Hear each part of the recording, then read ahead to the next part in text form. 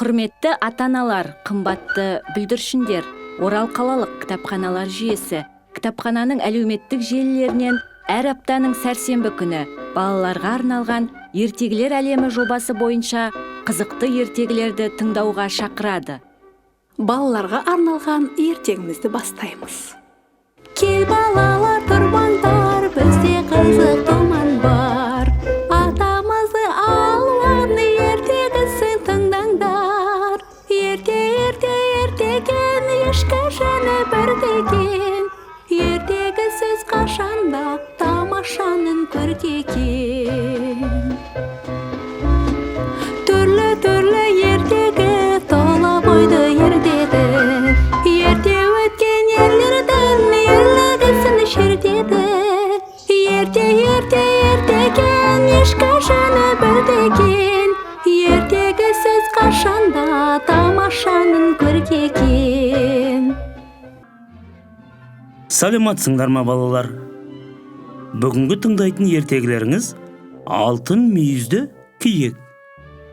Ертеде болды мерген деген аңшы болыпты.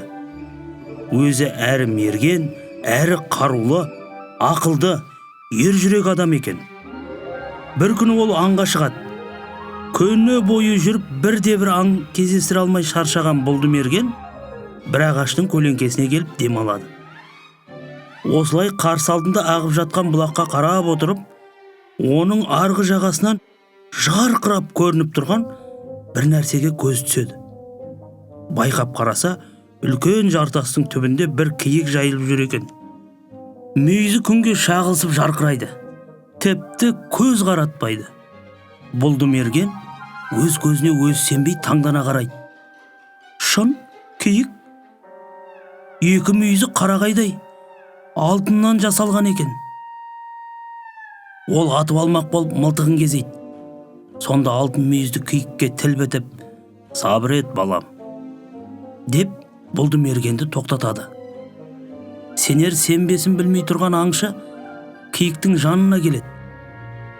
Ол аң аулап жүріп бұрын соңды мұндай ғажайып көрмеген еді.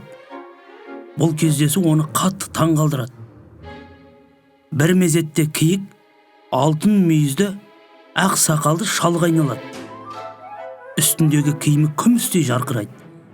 Ал екі алтын мүйізі сол қалпында қалады. Болды мерген бұл ғажапқа таңдана қарайды. Осы тауда болды мерген деген атақты аңшы батыр бар болатын. Соны іздеп шығып едім. Оны білмейсің бе балам? Дейді ақ сақалды шал. Сіз іздеген болды мерген мен боламын дейді аңшы.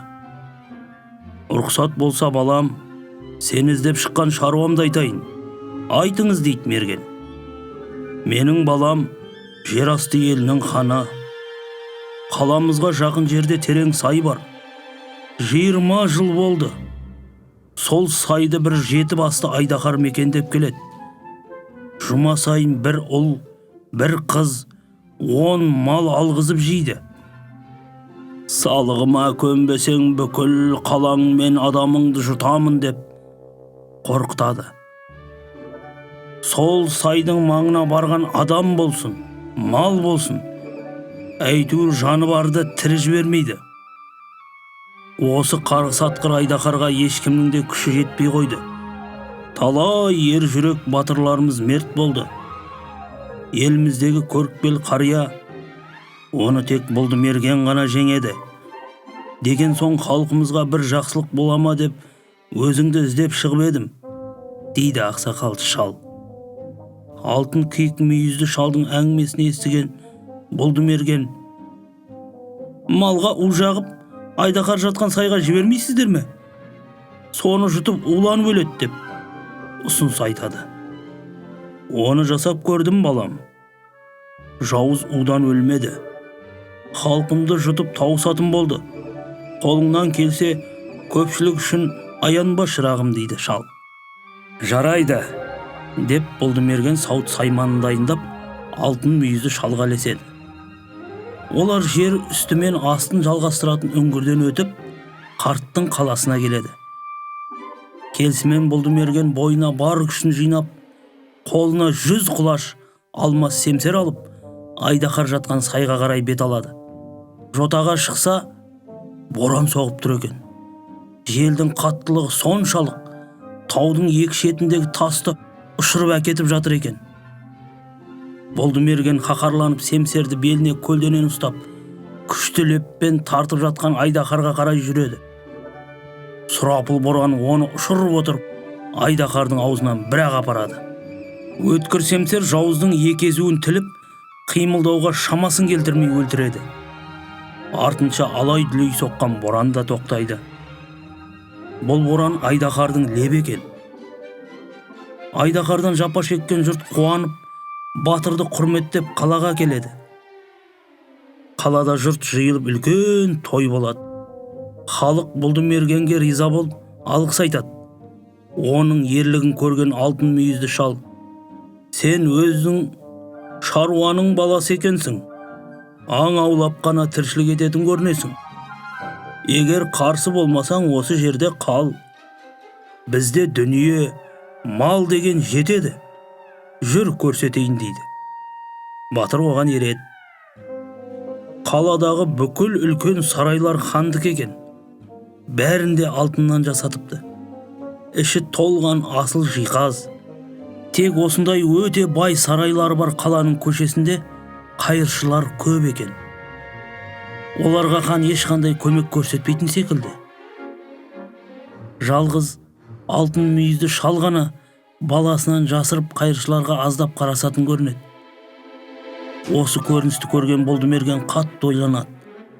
Ол елін, ондағы кәрі әке-шешесін, көршілерін еске түсіреді.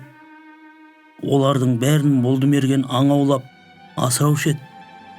Енді олардың көрген күні не болмақ? Соларды ойлап батырдың қабырғасы қайысады. "Осында қал балам. Асыл дүние мынау. Сенің біздің елде қалғаныңды хан да жек көрмейді. Оған бірінші уәзір боласың. Бүкіл халқымызға билігің жүреді" дейді. Тағы да алтын мүйізді ақсақал шал. "Жоқ ақсақал, еліме қайтайын. Асыл дүние өз елімнен де табылады. Бұл ұсынысыңызға рахмет. Сіздермен бірге қала алмаймын" деп Болдымерген алтын мүйізді шалдан рұқсат сұрап алып, еліне қайтады. Өз жеріне қайта оралған Болдымерген туған жердің қандай ыстық болатынын түсінеді. Ел үшін қызмет көрсетуден жалықпай, бұрынғысынша аң аулап, ауылын асырап тұрып жатады. Осымен бүгінгі ертегіміз аяқталды. Зейін қойып тыңдағандарыңызға рахмет. Келесі сәрсенбі 20:00-де ертегілер әлемі сіздерді күтеді.